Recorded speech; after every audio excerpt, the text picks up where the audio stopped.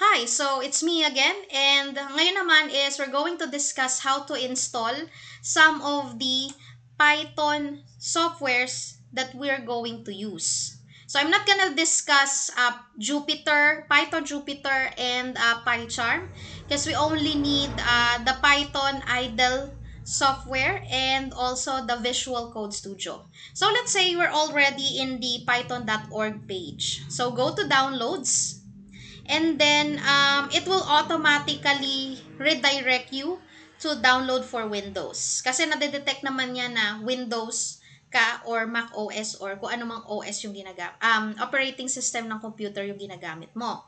You can manually just click Windows, Mac OS, ayan. So, click lang natin yung 3.13.7. Take note na depende po kung kailan nyo napag-isipang install yung Python. Ang lilitaw dito na version is yung pinaka-latest na stable version. E nakalagay naman kung ano yung mga limitation niya. Halimbawa, Python 3.9 plus including this latest version cannot be used for Windows 7 or yung mga lumang versions ni Windows operating system.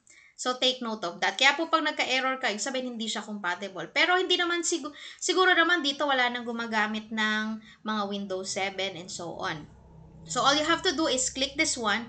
I particularly uninstalled all of my Python compilers just so I could create a pre-recording video for this one. So, click Python 3.13.17 and you should see it downloading in your file. So, click the show in folder. It usually falls into my downloads folder and then double click this logo. If there's a warning na dangerous yung file niya, just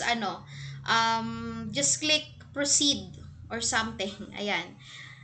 Okay, next is you have two options. But for me, I'm just gonna click install now.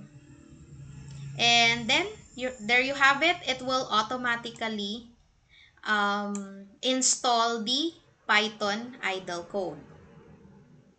Okay, let's just wait for a few seconds.